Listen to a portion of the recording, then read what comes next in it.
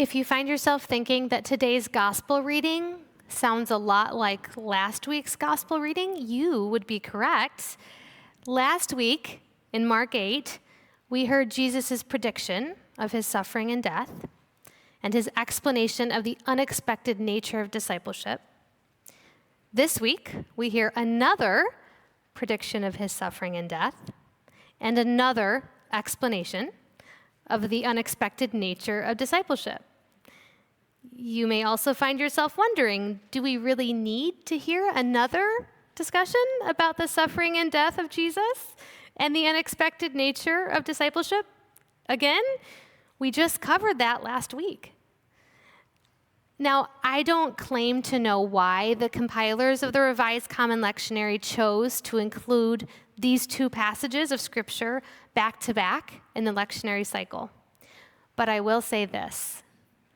The disciples needed to hear it a second time. They needed to hear it a third time. And even after they heard it 3 times from Jesus himself, did they understand it and embrace it? No. So if they needed to hear it again and again and again, I suspect we do too. Today's gospel reading highlights 2 barriers to true discipleship: fear and the love of status. Now, these aren't the only barriers to discipleship, but they are the ones that show up here in this conversation about Jesus' purpose and mission. Fear and love of status were stumbling blocks for the 12 disciples, and I think they're often stumbling blocks for us as well.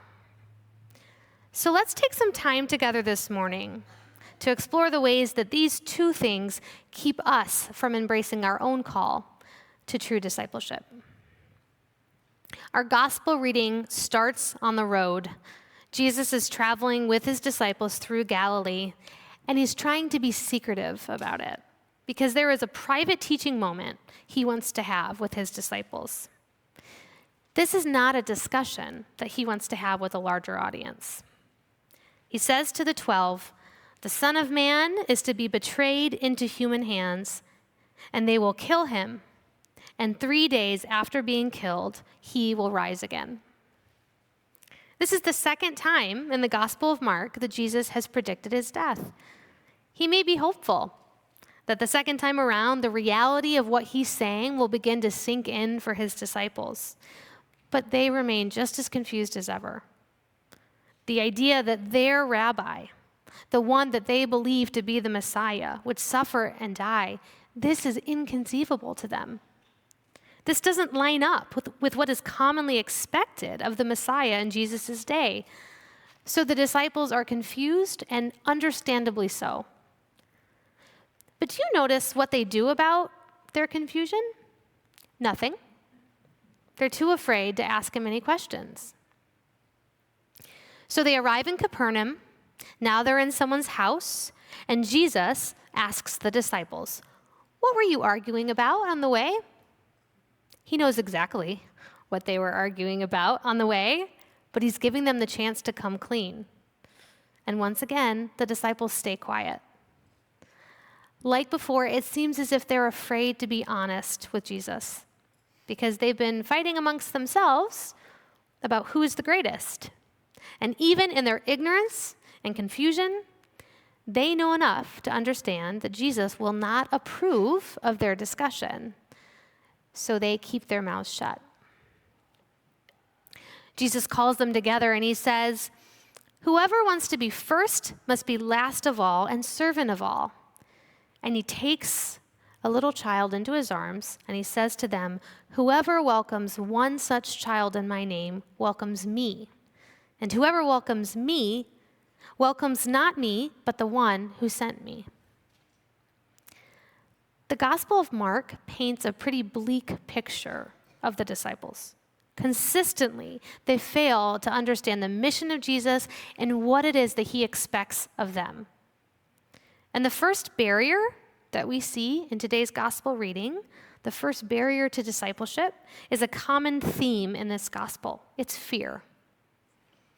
In this case, it's not fear in the sense of danger or harm, but a fear of speaking up Initially, the disciples are afraid to admit that they don't understand Jesus' prediction of his coming death.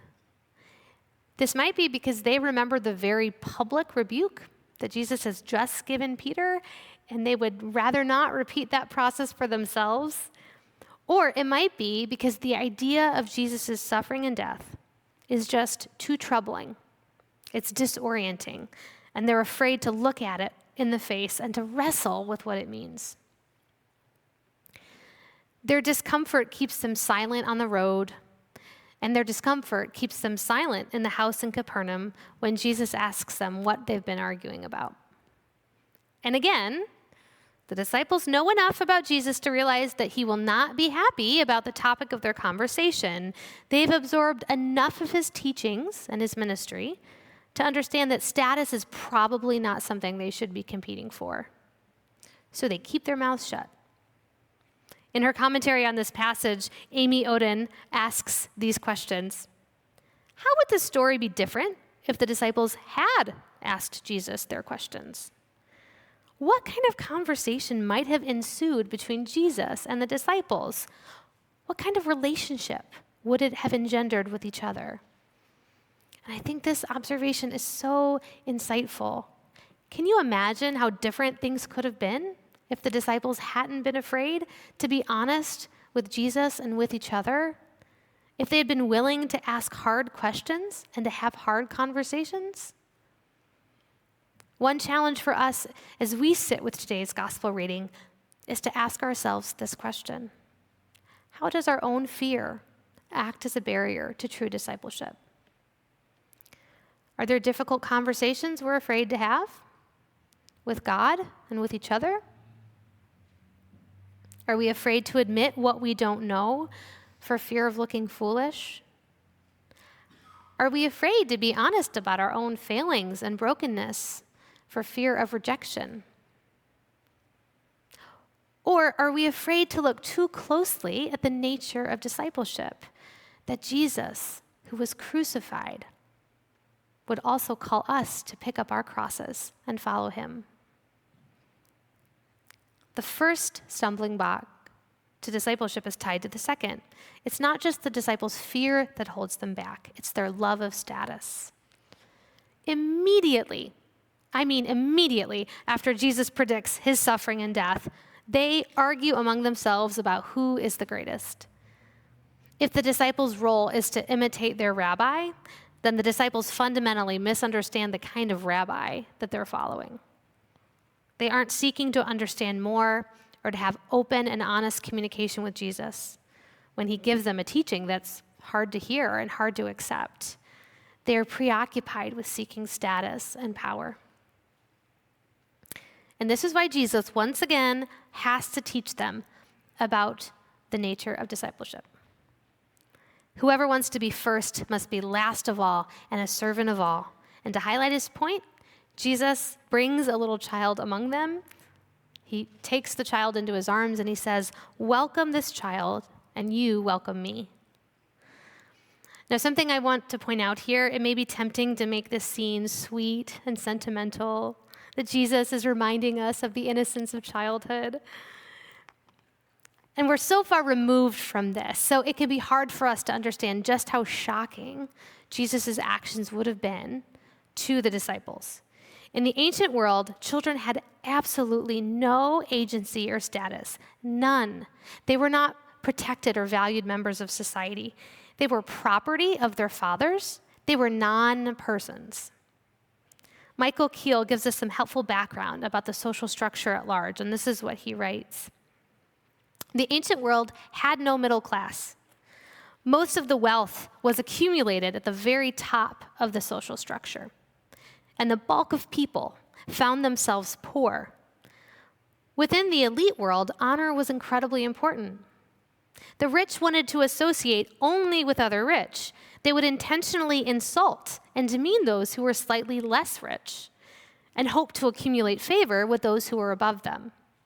Against such a backdrop, the words of Jesus in Mark's gospel stand out, saying that the way to gain honor is to receive those who are without honor, children, goes against the logic of the ancient society. When Jesus takes a child in his arms and says, welcoming someone of this status is welcoming me, this would not have caused the hearts of the disciples to grow strangely warmed. This was not an endearing scene. It would have been bewildering and maybe even upsetting to somehow associate a child with status in God's kingdom. A child, like a servant, was at the very bottom of the social ladder. Welcoming or honoring a child wouldn't do anything to build your social standing. From the disciples' conversation on the road to Jesus' teaching about welcoming children, this entire discussion is about status. The disciples' love of status is a barrier to true discipleship. Their desire for power and privilege prevents them from being able to accept a Savior who is willingly giving up all claims of power in order to suffer and die. And if they can't accept that Jesus' kingdom is one of humility and service, they can't imitate his example.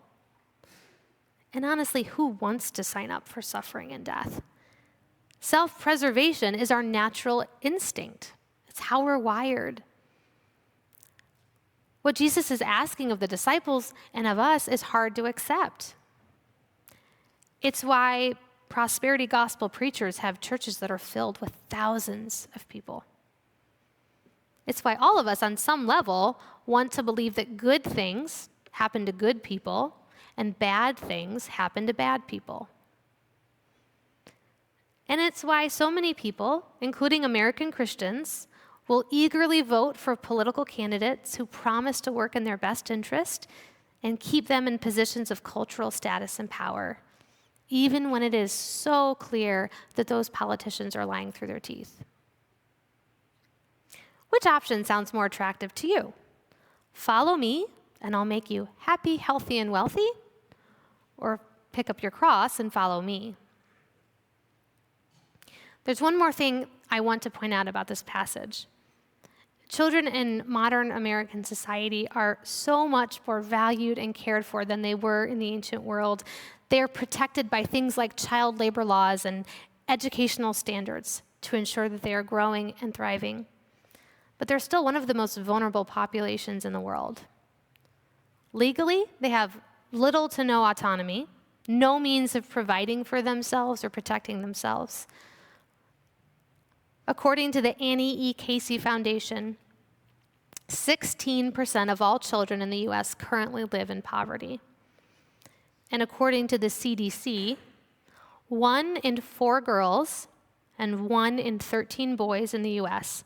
are estimated to experience child abuse. Children are entirely at the mercy of the adults around them to care for them, to protect them, to provide for them, and to treat them with respect and empathy. And these statistics are heartbreaking proof that all too often the adults around them fail to do that.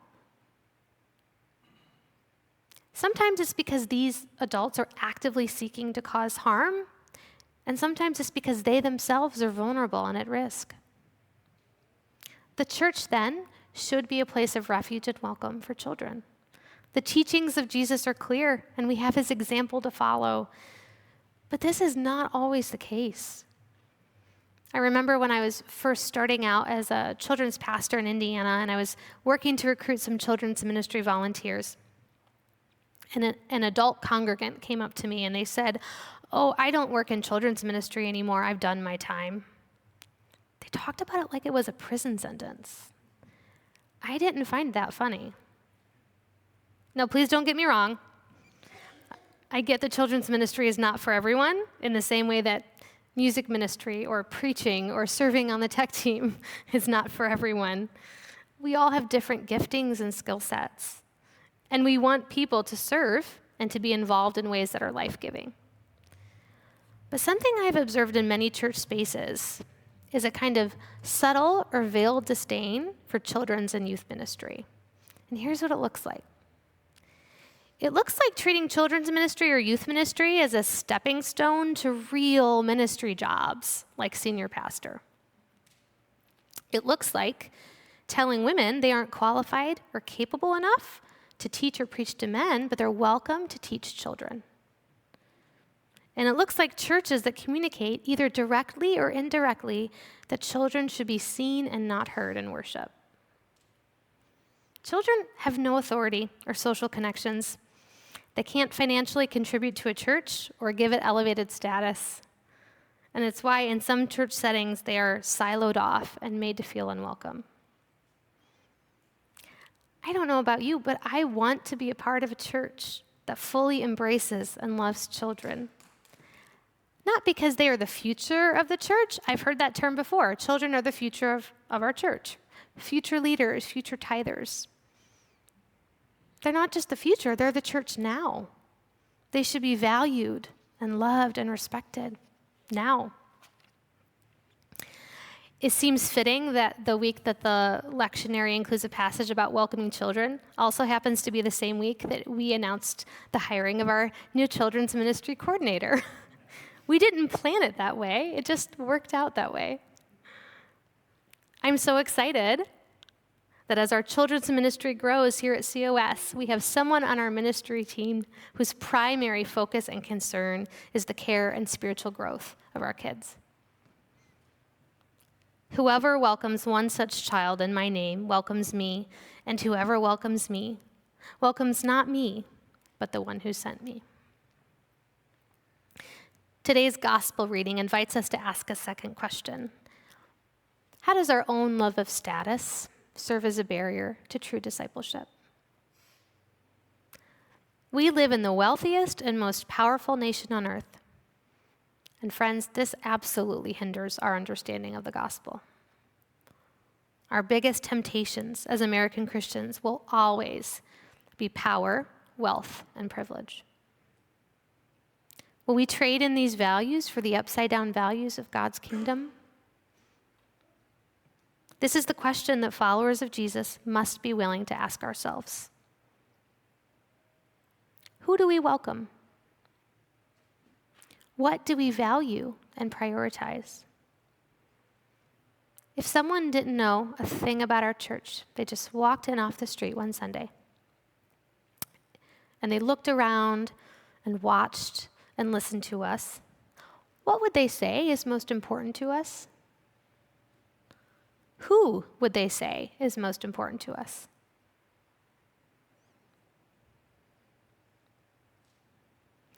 The cost of discipleship is high.